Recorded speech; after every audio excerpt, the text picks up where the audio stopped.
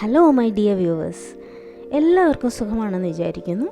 പക്ഷേ നല്ല ചൂടുള്ള സമയമാണ്, സമ്മർ സീസണാണ് കേട്ടോ. അപ്പോൾ അതുകൊണ്ട് തന്നെ ഭയങ്കര ഹീറ്റ് സ്ട്രോക്കൊക്കെയാണ്. എല്ലാവരും ഹെൽത്തൊക്കെ ഒന്ന് സൂക്ഷിക്കുക, ശ്രദ്ധിക്കുക, ധാരാളം വെള്ളമൊക്കെ കുടിക്കുക. നമ്മുടെ ഹെൽത്ത് നമ്മൾ പ്രൊട്ടക്റ്റ് ചെയ്യണം കേട്ടോ.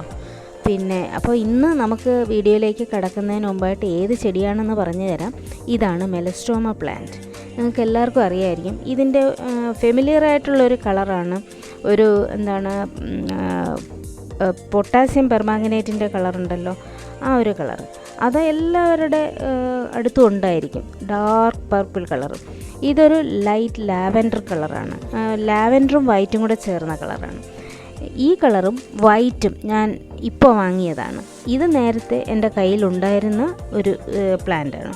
അപ്പോൾ 3 കളറും ഒരുമിച്ച് അടുത്ത് വെച്ച് ഞാൻ അതിൻ്റെ കാര്യങ്ങളൊക്കെ പറയാമെന്ന് കരുതിയിട്ടാണ് ഈ വീഡിയോ എടുക്കുന്നത്. അപ്പോൾ ഇതിന് നമ്മൾ സാധാരണയായിട്ട് മലയാളത്തിൽ കലമ്പൊട്ടി എന്നൊക്കെയാണ് പറയുന്നത്. ഈ ചെടി നാട്ടിൻപുറത്തൊക്കെ ധാരാളമായിട്ട് കണ്ടിട്ടുള്ള പ്ലാന്റ് തന്നെയായിരുന്നു. ഇതിൻ്റെ ഒരു നാടൻ വെറൈറ്റി അല്ലെങ്കിൽ ഒരു കാട്ട് വെറൈറ്റി നമ്മൾ കണ്ടിട്ടുണ്ട്. അപ്പോൾ അതിലും ഇതേ കളറിലുള്ള പൂവാണ് കണ്ടിട്ടുള്ളത്. വൈറ്റും ഇതൊക്കെ ഹൈബ്രിഡ് ടൈപ്പുകൾ തന്നെയാണ്. അപ്പോൾ ഞാൻ അതിനെ 2 പ്ലാന്റ് പുതിയതായിട്ട് വാങ്ങി.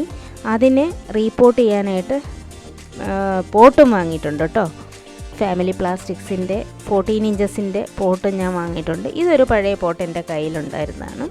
അപ്പോൾ നമുക്ക് അറിയാമല്ലോ എങ്ങനെയാണ് ഈ പ്ലാന്റിനെ, നഴ്സറിയിൽ നിന്ന് കൊണ്ടുവരുന്ന പ്ലാന്റിനെ എങ്ങനെയാണ് നമ്മൾ പ്ലാന്റ് ചെയ്യണമെന്നുള്ളത് ഞാൻ പലതവണ പറഞ്ഞിട്ടുണ്ട്. നമ്മൾ പ്ലാന്റ് ചെയ്യാൻ ഉദ്ദേശിക്കുന്ന പോട്ടിൻ്റെ അടിഭാഗത്തായിട്ട് നമ്മൾ കല്ലോ അങ്ങനെ എന്തെങ്കിലും വെള്ളം വാർന്നു പോകാൻ ഇത്തിരി സ്പേസ് കിട്ടുന്ന രീതിയിൽ മണ്ണ് ഇടുമ്പോൾ താഴെ അടി ഭാഗത്തായിട്ട് വെള്ളം വാർന്നു പോകാനായിട്ടാണ് നമ്മൾ അതുപോലുള്ള കട്ടിയായിട്ടുള്ള കുറച്ച് സാധനങ്ങൾ ഇടുന്നത്. കല്ല് അല്ലെങ്കിൽ ചുടുകട്ട അല്ലെങ്കിൽ ഓടിൻ്റെ പീസ് അങ്ങനെയൊക്കെ ഇടും. ഇവിടെ ഞാൻ തെർമോക്കോളാണ് ഇട്ടിരിക്കുന്നത്. അതിൻ്റെ പുറത്ത് ഉണങ്ങിയ ഇലകൾ ഇട്ടിട്ടാണ് നമ്മൾ ആ പ്ലാന്റിനെ എടുത്ത് ഇതിലേക്ക് വയ്ക്കുന്നത്. ആ കവറിൽ നിന്ന് സൂക്ഷിച്ചിളക്കി മാറ്റിയിട്ട് നമ്മൾ പോട്ടിലേക്ക് എടുത്ത് വയ്ക്കുന്നത്. എന്നിട്ട് നമ്മൾ റെഡിയാക്കി വെച്ചിരിക്കുന്ന പോട്ടിംഗ് മിക്സ് അതിലേക്ക് ഫില്ല് ചെയ്യുകയാണ്. പോട്ടിംഗ് മിക്സ് ഫില്ല് ചെയ്യുക എന്ന് പറയുമ്പോൾ നമുക്കറിയാം പോട്ടിംഗ് മിക്സ് എങ്ങനെയൊക്കെയാണ് പ്രിപ്പയർ ചെയ്യുന്നുള്ളത് പല വീഡിയോകളിലും ഞാൻ പറഞ്ഞു തന്നിട്ടുണ്ട് നിങ്ങളോട്. അപ്പോൾ അതിൽ പ്രത്യേകതയായിട്ട് ഒന്നുമില്ല. ഒരു കാര്യം മാത്രം ശ്രദ്ധിക്കുക, ആ പോട്ടിംഗ് മിക്സ് വെള്ളം നല്ല രീതിക്ക് ഡ്രെയിൻ ചെയ്യുന്ന തരത്തിലുള്ളത് തന്നെ ആയിരിക്കണം. അതിന് വേണ്ടിയിട്ടുള്ളതാണ് നിങ്ങൾ ശ്രദ്ധിക്കാനുള്ളത്. വെള്ളം വാർന്നു പോകുന്ന തരത്തിലുള്ള പോട്ടിംഗ് മിക്സ് ഉണ്ടാക്കുക. എപ്പോഴും മണ്ണെടുത്ത് ഇങ്ങനെ നമ്മൾ അമർത്തി പിടിച്ച് കഴിയുമ്പോൾ പിന്നെ കൈ തുറക്കുമ്പോൾ അതിങ്ങനെ പൊടിഞ്ഞ് നമ്മൾ പുട്ടിൻ്റെ മാവൊക്കെ നനയ്ക്കുന്നില്ലേ, ആ ഒരു രീതിക്കിരിക്കണം. അങ്ങനെയാണെങ്കിലാണ് വെള്ളം വാർന്നു പോകുന്നത്. അപ്പോൾ അത്തരത്തിലുള്ള പോട്ടിംഗ് മിക്സൊക്കെ ഉപയോഗിച്ച് നമ്മൾ ഈ പ്ലാന്റ് നട്ടു കഴിഞ്ഞാൽ റൂട്ടിനൊന്നും വലിയ പ്രശ്നങ്ങളൊന്നും ഉണ്ടാവില്ല. വെള്ളം കെട്ടി നിന്ന് ചെടിക്ക് റൂട്ട്സ് ഒന്നും ഡീക്കേ ഒന്നും ആയി പോവാതെ നമുക്ക് സൂക്ഷിച്ചെടുക്കാനായിട്ട് കഴിയും. ഇത് വൈറ്റ് കളറാണ്, നല്ല ഹൈബ്രിഡ് വെറൈറ്റിയാണ്, നല്ല ബുഷായിട്ട് നിൽക്കുന്ന ഒരു പ്ലാന്റാണ്. അതുമല്ല വലിപ്പമുള്ള ഫ്ലവേഴ്സാണ് കേട്ടോ. അതിൻ്റെ പെറ്റൽസ് മറ്റേ സാധാരണ നമ്മൾ മറ്റേ കളറ് കോമൺ ആയിട്ട് കാണുന്ന കളർ പോലെയല്ല, നല്ല വലിപ്പമുള്ള പെറ്റൽസ്. അതാണ് അതിൻ്റെ ഒരു അട്രാക്ഷൻ. മാത്രമല്ല നല്ല ഭംഗിയിൽ അത് അടുക്കി വെച്ചിരിക്കുന്നത്. നല്ല രസമുണ്ട് ആ വൈറ്റ് വെറൈറ്റി കാണാനായിട്ട്. എനിക്ക് ഭയങ്കര ഇഷ്ടപ്പെട്ടു ആ വൈറ്റ് വെറൈറ്റി. അതിൻ്റെ പ്ലാന്റും നല്ല രസമുണ്ട്, ഒരു ബുഷായിട്ട് നിൽക്കും. ഈ കാണുന്ന ചെടി എന്ന് പറയുമ്പോൾ ലാവൻഡർ ആൻഡ് വൈറ്റ്, ഇത് രണ്ടും കൂടെ ചേർന്ന ഒരു കോമ്പിനേഷനിലുള്ള ഫ്ലവറാണ്. പക്ഷേ നല്ല ഭംഗിയാണ് ആ ഫ്ലവർ കാണാനും. എനിക്ക് നല്ല ഇഷ്ടപ്പെട്ടു ഈ കളർ വേരിയൻസ്. ഈ ചെടിയുടെ കളർ വേരിയൻസ് എനിക്ക് നല്ല ഇഷ്ടപ്പെട്ടു. ഇനി ഏതെങ്കിലും കളർ ഉണ്ടോ എന്നുള്ള കാര്യം എനിക്കറിയില്ല. എന്തായിരുന്നാലും 3 കളേഴ്സിനെ കുറിച്ച് എനിക്ക് നല്ലതുപോലെ അറിയാം. അത് 3ഉം ഞാൻ വാങ്ങിയിട്ടുണ്ട്. അപ്പോൾ അതെല്ലാം ഇങ്ങനെ നട്ടിട്ട് ഒരേ തരത്തിലുള്ള ചെടികൾ നമ്മളിങ്ങനെ അടുക്കി വയ്ക്കുമ്പോഴാണ് ഞാൻ നേരത്തെ പറഞ്ഞിട്ടുള്ള പോലെ ഒരു ഗാർഡനിങ് ഇഫക്റ്റ് വരുന്നത്. അപ്പോൾ അതുകൊണ്ട് തന്നെ ഞാൻ എനിക്ക് അവൈലബിൾ ആയിട്ടുള്ള കളേഴ്സ് എല്ലാം ഒരുമിച്ച് വയ്ക്കുകയാണ്. ഇതുപോലെ ആ ചെടിയെ സൂക്ഷിച്ച് അതിൽ നിന്ന് ഇളക്കിയ ശേഷം നമുക്ക് പോട്ടിൽ വെച്ചിട്ട് അതിന് ചുറ്റിനും മണ്ണ് നമ്മൾ പ്രിപ്പയർ ചെയ്ത പോട്ടിംഗ് മിക്സ് ഇട്ട് കൊടുത്തു. അതിനൊരു പ്രത്യേകതയുണ്ട്. ആ പോട്ടിംഗ് മിക്സിന് നല്ല ഡ്രെയിനേജ് ഉള്ള തരത്തിലുള്ള പോട്ടിംഗ് മിക്സാണ് ഞാൻ ഉണ്ടാക്കിയെടുത്തിരിക്കുന്നത്. അത് ഞാൻ പല വീഡിയോകളിലും പറഞ്ഞിട്ടുള്ള റേഷ്യോ തന്നെയാണ്. നിങ്ങളത് അങ്ങനെ തന്നെ എടുത്താൽ മതിയാവും. ഇതിന് മുമ്പുള്ള വീഡിയോകളിലൊക്കെ ഞാൻ പറഞ്ഞിട്ടുണ്ട്. നിങ്ങൾ ആ വീഡിയോസൊക്കെ ഒന്ന് കയറി വാച്ച് ചെയ്ത് കഴിഞ്ഞാൽ നിങ്ങൾക്ക് മനസ്സിലാവുന്നതാണ്.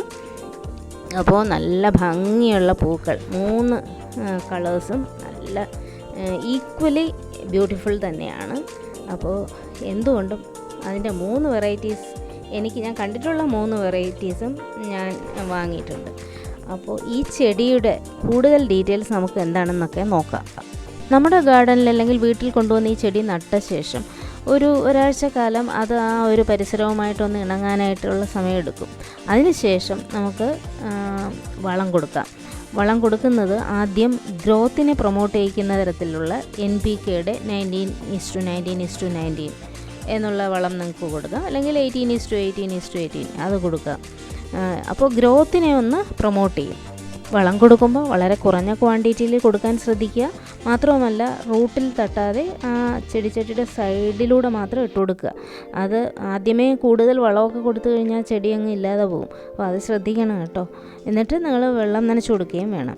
എന്നിട്ട് 2 ആഴ്ച കാലം കഴിഞ്ഞ ശേഷം നിങ്ങൾക്ക് ഫ്ലവറിങ്ങിൻ്റെ വളം ഇട്ട് കൊടുക്കാം കേട്ടോ. അപ്പോൾ അതിന് നിങ്ങൾ NPKയുടെ തന്നെ നൈട്രജൻ്റെ വാല്യൂ കുറഞ്ഞ് ബാക്കിയുള്ള വാല്യൂസ് കൂടുതലായിട്ടുള്ള വളങ്ങൾ കിട്ടും. അത് നിങ്ങൾക്ക് അപ്ലൈ ചെയ്ത് കൊടുക്കാം. അതല്ലാന്നുണ്ടെങ്കിൽ പൊട്ടാഷ്യം സെപ്പറേറ്റ് ആയിട്ട് വാങ്ങാൻ കിട്ടും, അത് നിങ്ങൾക്ക് അപ്ലൈ ചെയ്ത് കൊടുക്കാം. അപ്പോൾ ഇങ്ങനെയൊക്കെയുള്ള വളങ്ങൾ ചെയ്ത് കൊടുക്കുക. കുറച്ച് മാത്രം കൊടുക്കാവുള്ളൂ. എന്നിട്ട് നിങ്ങൾക്ക് ബയോ വളങ്ങളും യൂസ് ചെയ്യാം. ഇത് കെമിക്കൽ വളം കൊടുക്കാത്ത സമയങ്ങളിൽ ഒരു 15 ദിവസം കഴിഞ്ഞ ശേഷം വേണമെങ്കിൽ നിങ്ങൾക്ക് മുട്ടത്തോടോ അല്ലെങ്കിൽ എല്ലുപൊടിയോ അങ്ങനെയുള്ള വളങ്ങൾ, അല്ലെങ്കിൽ പഴത്തിൻ്റെ തൊലി, അതൊക്കെ നിങ്ങൾക്ക് കൊടുക്കാൻ കഴിയും. അപ്പോൾ രണ്ടും കൂടെ ഒരുമിച്ച് കൊടുക്കാതിരിക്കുക എന്നുള്ളതാണ്. ഓരോ വളങ്ങൾ കൊടുക്കുമ്പോഴും നല്ലൊരു ഗ്യാപ്പ് ഇട്ടിട്ട് വേണം കൊടുക്കാനായിട്ട്. എന്നിട്ട് നല്ലപോലെ വെള്ളവും നനച്ച് കൊടുക്കുക. ഫ്ലവർ കഴിഞ്ഞ് കഴിഞ്ഞാൽ ചെടിയൊന്ന് പ്രൂൺ ചെയ്യാനും കൂടെ ശ്രദ്ധിക്കണം കേട്ടോ. അപ്പോൾ ഈ കാര്യങ്ങളൊന്ന് ശ്രദ്ധിച്ചു കഴിഞ്ഞാൽ നമുക്ക് നല്ലതുപോലെ തന്നെ വളർത്തിയെടുക്കാം. മെലസ്ട്രോമയുടെ പ്രൊപ്പഗേഷൻ സീഡ്സ് വഴിയാണ് മെയിനായിട്ടുള്ളത്. കൂടാതെ സ്റ്റെം കട്ട് ചെയ്തും നമുക്ക് പ്രൊപ്പഗേഷൻ നടത്താം. സ്റ്റെം കട്ട് ചെയ്യുമ്പോൾ നിങ്ങൾ നല്ല സ്റ്റെം നോക്കി ചൂസ് ചെയ്യണം. ഒരു മീഡിയം സൈസിലുള്ള, അതായത് തീരെ മുറ്റിയതുമല്ല തീരെ ഇളയതുമല്ല, അങ്ങനത്തെ ഒരു കമ്പ് നോക്കി സെലക്ട് ചെയ്യുക. എന്നിട്ട് നിങ്ങൾ അതിനെ നല്ല രീതിക്ക് റൂട്ട് ഹോർമോണിലൊക്കെ മുക്കിയിട്ട് നിങ്ങൾക്ക് പ്രൊപ്പഗേഷനായിട്ട് വെച്ച് എടുക്കുക. അതല്ലാന്നുണ്ടെങ്കിൽ സീഡ്സ് വഴി നിങ്ങൾക്ക് പ്രൊപ്പഗേറ്റ് ചെയ്യാം. കീടശല്യങ്ങളുണ്ടെങ്കിൽ നിങ്ങൾക്ക് സാഫ് സ്പ്രേ ചെയ്ത് കൊടുക്കാം, അല്ലെങ്കിൽ ഏതെങ്കിലും പെസ്റ്റിസൈഡുകൾ നിങ്ങൾക്ക് യൂസ് ചെയ്യാം. അല്ലാന്നുണ്ടെങ്കിൽ ബയോ പെസ്റ്റിസൈഡ്സും നിങ്ങൾക്ക് യൂസ് ചെയ്യാം. നീം ഓയിലും സോപ്പിൻ്റെ ലായനിയും എല്ലാം കൂടെ മിക്സ് ചെയ്തിട്ട് നിങ്ങൾക്ക് സ്പ്രേ ചെയ്ത് കൊടുക്കാം. ഇങ്ങനെയൊക്കെ നോക്കി വളർത്തുകയാണെന്നുണ്ടെങ്കിൽ ഗാർഡന് ഏറ്റവും നല്ല പൂക്കൾ തന്നെയാണ്, നല്ലൊരു ചെടിയാണ് ഈ മെലസ്ട്രോമ. അപ്പോൾ ഈ ചെടിയുടെ കൂടുതൽ വിശേഷങ്ങൾ നിങ്ങൾക്ക് എന്തെങ്കിലും അറിയണമെന്ന് ആഗ്രഹമുണ്ടെങ്കിൽ കമൻറ്റ് ബോക്സിൽ കമൻറ്റ് ചെയ്യൂ. അപ്പോൾ പുതിയൊരു വീഡിയോ ആയിട്ട് നമുക്ക് ഇനിയും കാണാം.